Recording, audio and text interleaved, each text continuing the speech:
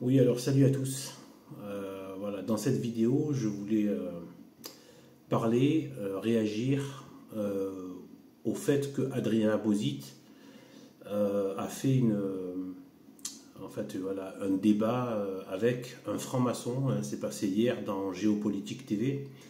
J'ai vu la notification, même si je ne suis pas abonné à Géopolitique TV. Et voilà, du coup, j'ai survolé la vidéo. Elle est un peu trop longue, j'ai pas le temps de regarder plus de 2 heures. J'ai juste survolé un peu, quelques minutes pour prendre un peu la température. Bon, déjà, quand j'ai vu l'annonce qui était passée déjà avant dans la journée, déjà j'ai dit, voilà, ça vous étonnera pas, je suis contre. Je suis contre, je ne cesse de le dire, qu'il faut refuser le dialogue et le débat. Absolument le refuser. Et ce n'est pas du tout anodin que ce soit la République comme le Vatican II ont mis en avant et poussent au dialogue et au débat. Ce qu'on appelle débat interreligieux et dialogue interreligieux. La République a fait pareil, le dialogue social, le débat démocratique, etc. etc. C'est un moyen satanique pour perdre l'humanité en lui enlevant la vérité. C'est une manière très, très sournoise d'écarter de la vérité et de nous priver de la vérité. Sournoise parce que quand on va dans le débat, on se dit, beaucoup de gens vont vers le débat pour se dire, tiens, je veux voir la vérité. Donc, ils savent que l'être humain va chercher la vérité. En dernière analyse, et ça a été mon parcours toute ma vie, hein, je suis un converti et de fraîche date finalement par rapport à ma vie, quand on cherche la vérité, en dernière analyse, quand on finit par la trouver enfin, c'est Dieu. Et Dieu, c'est Jésus-Christ. L'humanité n'a pas déliré pendant plus de 2000 ans. En fait, voilà, que déjà depuis 2000 ans avec Jésus-Christ et depuis bien avant avec le peuple hébreu, depuis Noé. On peut même dire que Abel, bien évidemment, forcément, est croyant en Dieu. Donc, l'humanité n'a pas déliré. Depuis 2000 ans, les rois chrétiens, les empereurs, les plus hautes castes sociales, n'ont pas juste eu un moment de délire pendant 2000 ans. C'est la vérité. Jésus-Christ, même si c'est dur quand on n'est pas, quand on est loin de tout ça, on se dit, mais quel rapport? Mais si vous continuez votre chemin de vérité, vous allez trouver Jésus-Christ, parce qu'il est la vérité. C'est lui qu'on cherche quand on cherche la vérité. Ça, je peux vous le garantir. J'ai cherché la vérité toute ma vie. Je suis parti dans des chemins qui auraient pu m'amener à la perdition totale. Mais c'est grâce à Dieu, et j'ai fini par trouver. C'est Dieu et Dieu, c'est Jésus-Christ. Jésus-Christ et Dieu, dans la personne du Verbe, bien sûr, et sachant que, voilà, Dieu et Trine étant 3 personnes qui ne font qu'un seul.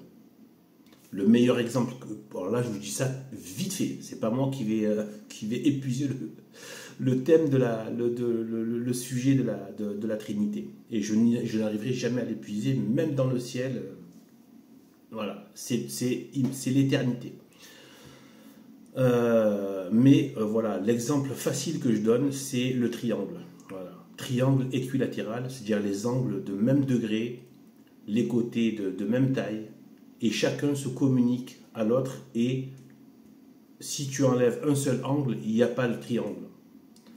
Voilà, le triangle équilatéral, je trouve que c'est la meilleure façon pour notre esprit d'arriver à cerner une toute petite poussière de cette grande vérité.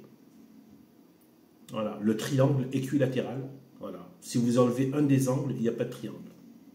Et chaque angle se communique entièrement aux 2 autres. D'accord? Et chacun, voilà, l'unité se tient par le fait que les 3 angles se communiquent l'un l'autre. Voilà.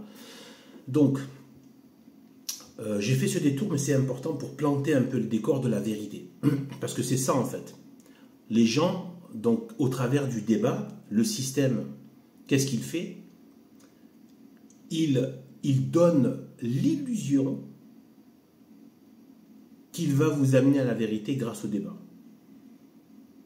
Alors qu'en fait, c'est tout le contraire. Le débat, le dialogue est le moyen d'effacer la vérité. Je ne parle pas de tel débat ou tel dialogue ou tel... Non, le principe même du débat va contre la vérité. Parce que la vérité n'appelle pas le débat. La vérité appelle l'amour.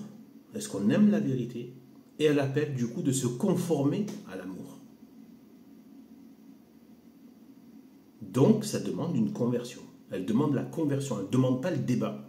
Le débat, qu'est-ce que ça produit? Ça produit rien que le fait de débattre. Et même si vous gagnez le débat, vous avez donné le spectacle, surtout qu'en plus c'est populaire. C'est pas un débat en huis clos, c'est un débat ouvert sur n'importe au tout venant, sur Internet. Vous avez mis, rien qu'en acceptant le débat, vous avez donné le spectacle que la vérité que vous êtes censé professer, la vérité, donc Dieu, est un sujet de débat. Rien que là, vous avez accepté de vous mettre à égalité avec l'erreur. Et rien que ça, c'est une profanation de la vérité. C'est un sacrilège. Il faut être sans pitié. Il ne faut pas avoir peur ou craindre les anathèmes de la société. Arriérés, extrémistes, radicales, tous ces trucs-là. Passéistes, machin, tout ça. Rien à cirer. Tout ça, ce sont des trophées et des titres d'honneur. D'accord? Je vois qu'en ce moment, de plus en plus, on me traite de fou. Et j'en suis le plus heureux.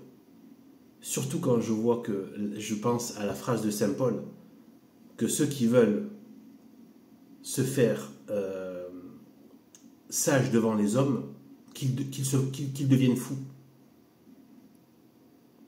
Qu'ils deviennent fous. Ça veut dire que ce qui paraît fou aux yeux du monde, donc tous ces gens qui vous disent, qui disent aux catholiques qu'ils sont fous, c'est parce qu'en fait, ils vous voient avec les yeux du monde. Et pour eux, on est folie. Donc quand tu deviens fou aux yeux du monde, c'est que c'est là que tu deviens sage. Donc ça veut dire que Dieu m'a donné de me rapprocher, d'avancer plus dans la sagesse. La sagesse, c'est pas juste être sage dans le sens machin, non. La sagesse, c'est la plus haute vertu. Je parle pas des vertus théologales, je parle voilà, la sagesse, des dons du Saint-Esprit. La sagesse, c'est l'alliance, ça je vous le dis, c'est ce que j'ai appris de Saint Bernard dans son traité sur le Cantique des Cantiques, où il dit que donc la sagesse, c'est l'ultime don de Dieu, parce que la sagesse, c'est l'union, c'est l'union entre la connaissance et l'amour et la connaissance. C'est-à-dire que c'est l'union parfaite avec Dieu, dans le sens où on a une grande connaissance de Dieu et qui est en même temps accompagnée dans le même mouvement de l'équivalence d'un grand amour de Dieu. C'est-à-dire qu'on aime ce qu'on connaît et on connaît ce qu'on aime de manière grande. La plus grande sagesse, plus c'est grand, plus la sagesse est grande et plus l'amour de Dieu est grand et la connaissance de Dieu est grande. Mais la connaissance vient de Dieu. C'est pas avec nos efforts personnels. Oui, on doit faire des actes de rechercher Dieu. Mais nos efforts sont vains. Nos efforts sont vains si ce n'était que nos efforts, il ne servirait à rien.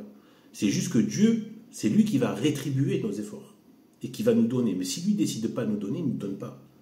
Et certains, il leur donne plus que d'autres. Ça ne veut pas dire qu'il ne donne pas aux autres. C'est-à-dire que certains donnent parce que dans sa sagesse. Certains, il va les utiliser comme instrument. Donc il en a besoin pour. Donc il va lui donner plus. Enfin, il en a besoin. On se comprend. Dieu a besoin de personne, mais voilà. On se comprend. En tant que voilà, des instruments de Dieu qui peuvent être des gens, non, des personnes. Donc. Et ça a toujours été ça d'ailleurs. Alors, les prophètes, etc., etc.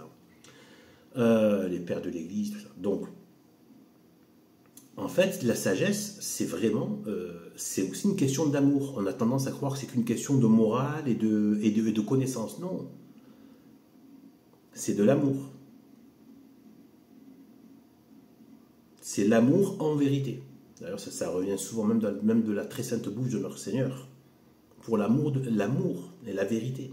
En esprit et en vérité.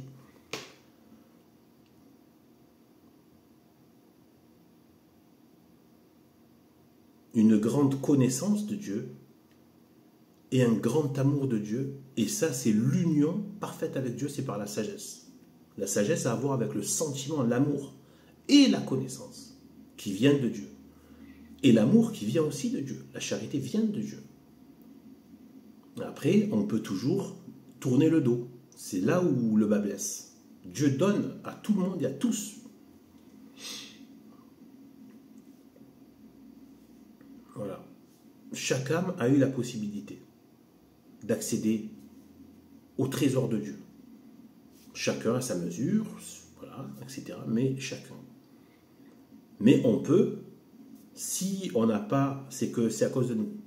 C'est jamais à cause de Dieu, évidemment. Je prends toujours le même exemple, enfin pas le même exemple, mais celui-là je l'aime bien, c'est si vous fermez, même en plein été, si vous fermez tous les volets, vous tirez les rideaux et tout ça, ben, il n'y aura pas de lumière. Et pourtant vous êtes en plein soleil dehors. C'est vous, le soleil n'arrête pas de briller, c'est vous qui avez fermé l'accès au soleil. Voilà. Et bien en fait, voilà. Donc le problème, c'est ça. Le problème, c'est que le système va utiliser le débat, le dialogue pour se dire deux choses. Premièrement, ce que je vous ai dit, cette recherche naturelle qu'on a, et même spirituelle, de chercher la vérité. Et après, à côté de ça, c'est aussi, on va chercher la paix sociale. C'est aussi quelque chose qui est naturel chez l'homme. On préfère être en paix avec les autres. Donc, on va essayer de chercher cette paix sociale. Et le problème, c'est que c'est tout le contraire qui se passe. D'ailleurs, combien de haine, tout cela se fait dans un climat de haine. Il faut voir d'humiliation, de saloperie, etc. Il n'y a qu'à voir le plateau de Cyril Hanouna, pareil chez Ardisson, chez Marc-Olivier Fogiel, chez Ruquier. C'est de la haine qu'il y a, de la malice, du mensonge, moi, ce sont des environnements que je ne peux pas blairer. Pas une seconde. Je ne peux pas voir ce genre de choses-là. C'est, voilà. Donc, en fait, c'est pas moi. Voilà, c'est comme un animal qui n'est pas fait pour tel environnement. Je ne suis pas fait pour ça. Voilà. Et donc, voilà. Donc, il joue sur ça. Et là où vous croyez trouver la vérité, au final, vous allez trouver le mensonge, la malice, l'erreur. Et pire, vous allez croire que il n'y a pas de vérité. Et c'est à ça qu'ils veulent en arriver. D'ailleurs, qu'est-ce que disent les gens du dialogue? Il n'y a pas de vérité. Il n'y a pas une vérité, il y a des vérités. Eh bien, ça, c'est le résultat du débat et du dialogue. Parce qu'à force d'avoir mis à égalité lors du débat, puisque vous donnez l'occasion à l'erreur, au mensonge et même au blasphème et à la perfidie de s'exprimer devant la vérité et d'échanger avec elle, vous donnez carrément la possibilité de regarder la vérité comme étant égale à l'erreur. Et c'est pour ça que tous les gens qui sont dans le dialogue et le débat finissent par dire « il n'y a pas de vérité, chacun sa vérité ». Ben parce que dans le débat, c'est chacun sa vérité. Alors que non, c'est pas chacun sa vérité, c'est la vérité. La vérité, c'est le catéchisme. C'est la théologie qui est dans le catéchisme. Tu veux connaître ce que tu es, où tu vas, pourquoi tu existes, etc. C'est dans le catéchisme, rien n'est caché. Et je le dis, comme par hasard, le Vatican hérétique met en avant maintenant le débat. La discussion, on met en discussion la vérité. Qu'est-ce qu'ont fait les protestants? Une des plus grandes bouffonneries, mais aussi une des plus grandes armes du protestantisme, ça a été quoi? Le libre examen. Et ils se sont mis à créer des cercles de discussion. D'abord, ils le faisaient individuellement, mais aussi en groupe. Le libre examen, eh ben, ça a donné la franc-maçonnerie. Jusqu'à aujourd'hui. Regardez le monstre que ça a créé. Ben oui, le libre examen. Et après, quel que soit ton culte, c'est pas grave, on vient discuter de la vérité. Ils ont créé des loges, etc., etc. Le libre examen, c'est ce qui est à l'origine de la franc-maçonnerie, dans les loges, etc. Et après, petit à petit, ils se mettent à développer un relativisme de la vérité. Il n'y a pas de vérité. Chacun sa vérité, du coup, ça développe le subjectivisme. Et donc, Adam et Ève, vous serez comme des dieux, connaissant le bien et le mal. Tu décides toi-même de ce qui est bien et mal. C'est pas la loi de Dieu qui dit le bien et le mal. C'est toi qui... Après tout, il n'y a pas de vérité. Tu as qu'à te faire ton bien et ton mal. Voilà. Et tu tombes dans le péché originel. Vous comprenez? Donc c'est pour ça que, voilà, indépendamment de la performance, moi j'aime pas de toute façon je n'aime pas ça. Je n'aime pas ces délires de performance du débat. Je trouve ça très malsain le débat, je trouve ça très malsain le climat des débats. J'ai une réaction physique, en fait, ça me dégoûte. D'ailleurs, le peu que j'ai pu voir de ce franc-maçon, il porte toute la lèpre de la franc-maçonnerie. Donc, ce franc-maçon, j'ai entendu juste le passage où le présentateur, là, il lui a dit « Qu'est-ce que vous pensez donc du catholicisme ?» De suite, ça a été la crispation. Il s'est mis à accuser le cléricalisme. Tout de suite. Mais tout ça, c'est pas ce type-là. Là. C'est pas lui. Oui, c'est lui. Mais ils sont tous comme ça. Ils ont tous un problème avec le clergé. Ils ont la haine parce que ce sont... N'oubliez pas que le prêtre est l'image vivante de Jésus-Christ sur terre. Humilité, pauvreté et chasteté. D'où la soutane, la ceinture. Humilité, pauvreté, chasteté. Et qu'ils enseignent et qu'ils donnent le sacrement, donc le sacrifice de Jésus-Christ, les mérites du précieux sang de Jésus-Christ. Et qu'ils enseignent comme Jésus a enseigné le peuple. Et Jésus a donné le sacrifice, il a baptisé lui aussi à la suite de Saint Jean-Baptiste, et après il a donné le sacrifice. Là, c'est le sacrifice le plus agréable qui ait jamais été donné à Dieu. Donc il a donné le sacrement, il est l'auteur du sacrement, il est le sacrement. Eh bien les prêtres sont ça. Donc en fait, c'est pas anodin qu'ils ont la haine du clergé, de l'autorité du clergé. Mais aujourd'hui, le Vatican ne doit pas être écouté. Parce que le Vatican est qu'une officine de la franc-maçonnerie. Est une officine de sectes modernistes, de sectes même sataniques.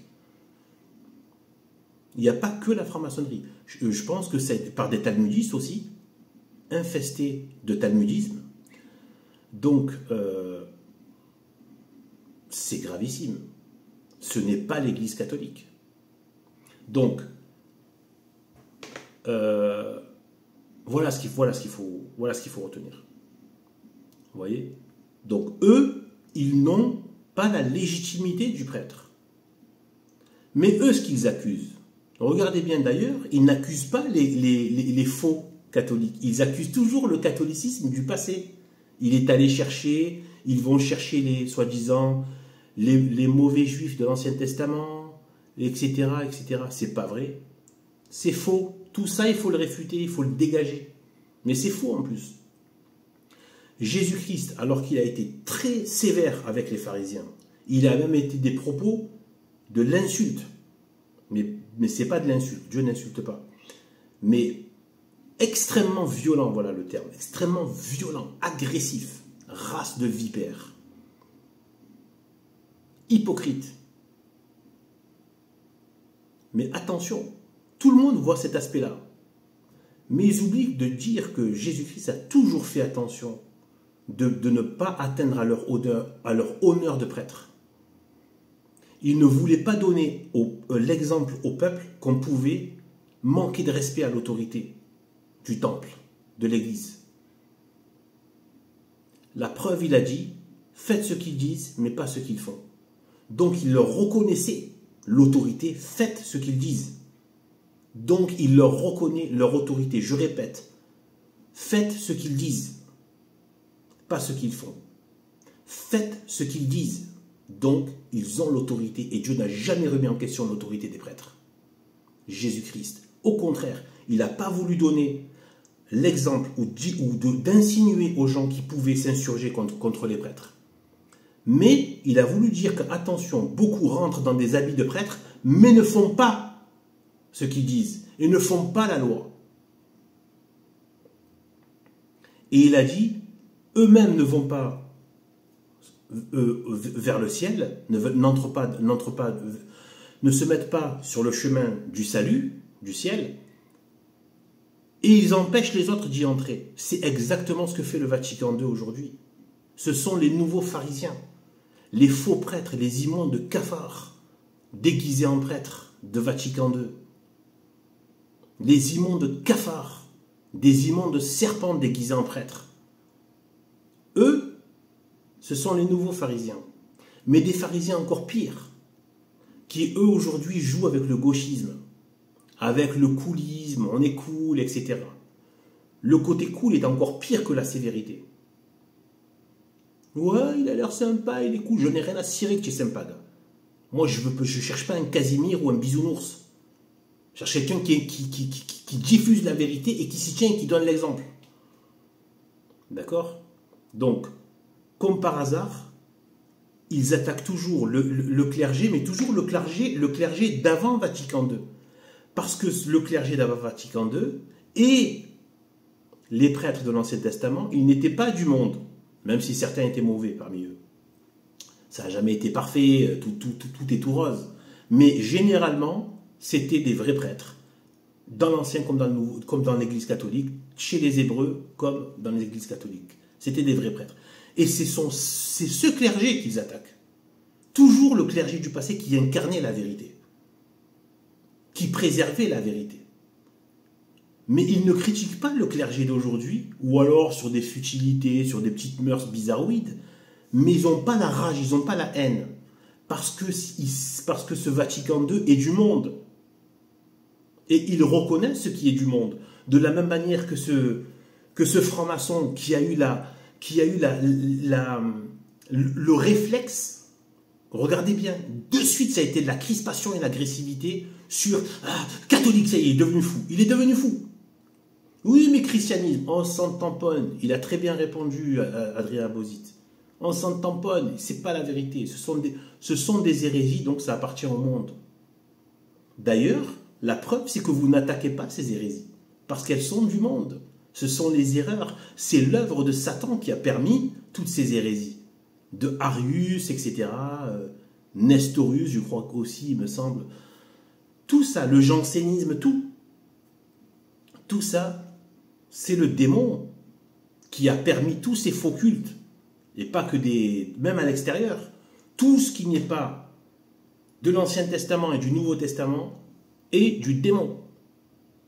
Et de Belzébul.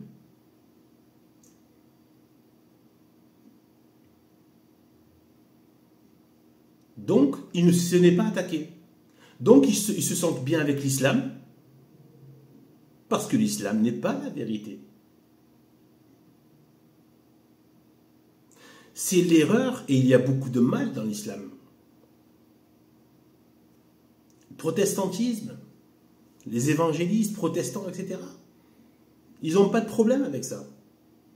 Bizarrement, ils n'attaquent pas les imams, les pasteurs protestants. Non, là, non. Là, ça va. Oui, ça va. Parce que c'est du monde. Et notre Seigneur Jésus-Christ nous a tout dit en une phrase. Le monde, si vous étiez du monde, le monde aimerait ce qui est à lui. Mais parce que vous n'êtes pas du monde, et que je vous ai tiré du milieu du monde, alors le monde vous hait. Donc le monde reconnaît ce qui est à lui. C'est pour ça qu'aujourd'hui, cette république antichrist a attiré l'islam, a fait copain avec les talmudistes, avec le bouddhisme, le New Age, donc la gnose, la magie maintenant, l'occultisme, parce que tout ça c'est du monde, c'est du prince de ce monde. Donc ce que je veux dire, c'est qu'il ne faut pas dialoguer. C'était tout vu d'avance. À quoi ça sert de dialoguer alors que tu sais que tu es un ennemi de la vérité catholique en face de toi? C'est pas le dialogue. La seule chose qu'on doit dire à ce franc-maçon, c'est repens-toi, apprends le catéchisme et arrête de délirer dans tes loges. Voilà, c'est ça qu'il faut lui dire. C'est pas d'aller blablater avec lui. Et je sais que Adrien Abouzid, qui est un frère de combat, même si on n'est pas de la même race physique, mais bon, on est quand même issus d'Adam et Ève quand même. Mais au niveau racial, voilà, pas la même race et pas la même classe sociale. Moi, je suis du peuple. Lui, il est classe supérieure, tant mieux pour lui, c'est très bien, mais on est des frères dans la foi. En Jésus-Christ, c'est un frère et un frère de combat. Même si on ne se connaît pas. Et qu'on fait rien ensemble. Pierre Hilard, pareil. Mais Pierre Hilard, je l'ai déjà critiqué, je continue de critiquer le fait qu'il s'est affiché dans une conférence avec Youssef Indy. Certains croient que j'ai une dent contre Youssef Indy. Je m'en fiche complètement. Tu mets n'importe quel autre musulman, ou même avec un talmudiste, ou avec un franc-maçon, ou avec un athée. Tu ne dialogues pas et tu n'as pas des compagnons d'armes. Tu n'as pas des gens avec qui tu mènes un combat et qui n'ont pas la même finalité que toi. Pierre Hilard, sa finalité, c'est le règne social de Jésus-Christ, si je ne m'abuse. La finalité de Youssef Indy, c'est pas que la société soit dirigée par Jésus-Christ et le pape. Lui, sa finalité, c'est que la charia soit mise en œuvre. C'est que la société soit islamique de A à Z, politiquement. Qu'est-ce que vous allez arriver à quoi, en fait, avec des gens comme ça? C'est pas des frères de combat. Vous n'avez pas... Après, on peut être bien, j'ai pas dit d'avoir des mauvaises pensées, d'avoir la haine, mais les gens sont débiles. Ils croient que parce que tu te tiens dans la vérité, ils croient que tu es. Je ne suis pas en train de... C'est pas une question de personne. Je vous dis, vous enlevez Youssef Indy, vous mettez un autre musulman. Je peux pas dire mieux. Je peux pas faire plus simple. C'est pareil. Vous mettez un juif. Vous mettez... Enfin, un juif. J'aime pas utiliser ce mot juif. Parce que ce ne sont pas des vrais juifs. Ce sont des talmudistes. Vous mettez un protestant. Vous mettez n'importe qui. D'autres que catholiques, traditionnels. Vous faites mal. C'est ça le fond de mon discours. Vous avez déjà mal fait en acceptant d'être dans un délire de dialogue. Imaginez les anciens. Les anciens. Il faut repenser qu'on a on doit avoir une piété filiale aussi vis-à-vis des pères. Des pères. Ils nous ont donné l'exemple. Ils n'étaient pas en train de dialoguer, de favoriser le dialogue et la rencontre avec des ennemis de leur foi. Non. Ils les combattent. Ou ils les instruisent. Ou ils leur montrent de la charité. Ils peuvent les aider s'ils ont des besoins. Ça ne veut pas dire d'aller leur faire des bisous. Mais ils peuvent, s'ils ont des besoins, leur rendre service en tant que catholique. En tant que chrétien, on doit faire ça. Mais pas, dès qu'il y a une question de la vérité, on rigole plus. Tu vois la figure, elle change. Enfin, elle change. Elle devient placide, elle rigole plus. Sur la vérité, la doctrine de l'Église catholique, dans le catéchisme, en dehors de ça, et tous ceux qui sont contre ça, on rigole plus. Il n'y a pas de... Voilà. Tant pis pour le reste. Ça, c'est le plus important. Voilà. Donc, Pierre Hilard, il s'est affiché publiquement en plus, c'est public, et des espèces d'acquaintance et de sorte de... Il se montre quelque part, oui, contre le nouvel ordre mondial et tout, avec... non, mais c'est pas le même projet, hein, Youssef Indy et Pierre Hilard. Et c'est même un projet opposé. D'ailleurs, je vais proposer, je dis, si jamais je sais qu'il n'écoutera pas, mes vidéos ne sont pas vues, mais bon, quasiment pas. Enfin, je ne suis pas assez pour que ce soit relayé, mais je le dis comme ça. Diffusez ça. Et que Youssef Indy réponde. La première sourate, c'est-à-dire que c'est comme ça que s'ouvre le Coran.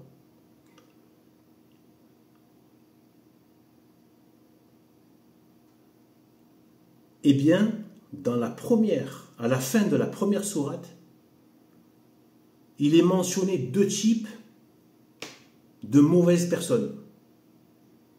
Les réprouvés ou les infidèles, quelque chose comme ça. Ça se retrouve facilement, c'est à la fin de la première sourate. Les réprouvés, tout ça. Vous savez qui c'est qui sont visés? Les juifs et les chrétiens. Demandez à n'importe quel imam et demandez à Youssef Indy qui sont ces gens que le Coran commence par dire qu'ils sont le problème, les Juifs et les chrétiens. Et là, vous comprenez bien pourquoi Youssef Indy se met à attaquer l'Ancien Testament, parce qu'il fait une pierre deux coups. En attaquant l'Ancien Testament, vu que nous, on croit dans les deux, il attaque à la fois le judaïsme et le christianisme. Le judaïsme qui était bon jusqu'à Jésus-Christ. Après, il n'y a plus de judaïsme. De toute façon, il n'y a plus de judaïsme. C'est pour ça que je ne veux pas dire juif. Il n'y a plus de juifs. À partir de la croix, il n'y a plus de juifs. Jésus-Christ lui-même est venu dans le peuple juif, il n'y a pas de problème avec ça. Au contraire, c'est très bien, c'est une bénédiction, moi je le bénis ça. Mais par contre, après, il y a des talmudistes, il n'y a pas de juifs. Voilà. Jésus-Christ est le Messie, il est la promesse faite à Abraham.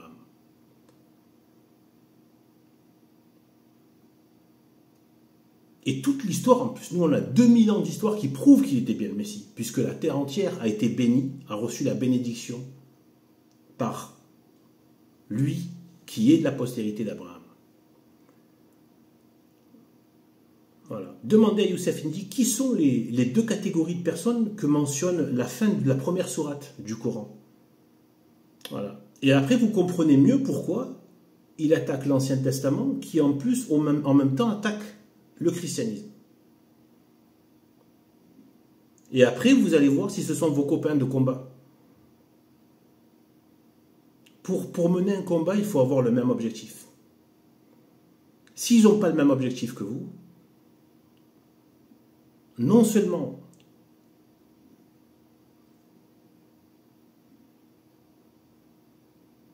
vous donnez le spectacle de mettre la vérité avec l'erreur, mais en plus vous donnez de la force à l'erreur. Pour qu'à un moment, tôt ou tard, elle se retournera contre vous parce qu'elle n'a pas le même projet. Elle ne veut pas arriver au même endroit, et dans la même configuration, et au même résultat.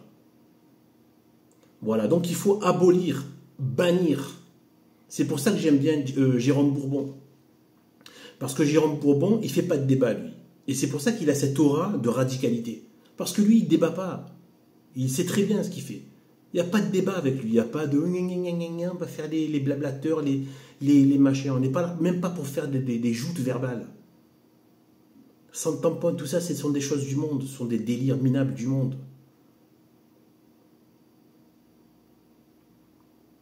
Voilà. On ne débat pas de la vérité. S'ils veulent la vérité, qu'ils se convertissent. Et ils l'auront, comme nous, on a pu l'avoir en tant que convertis. On n'a pas toujours été, nous, du camp du bien, du vrai camp du bien, qui est le chemin de la croix, et de Jésus-Christ et de la Sainte Église catholique avant Vatican II. Tout ce qui vient après 1958 n'est pas le catholicisme. Du Vatican, je parle. Mais la vérité, l'enseignement, le magistère, le catéchisme de l'Église d'avant Vatican II est toujours valable, et l'Église existe toujours au travers des sédévacantistes non unacum. Donc sur ce, que Dieu nous bénisse, salut à vous.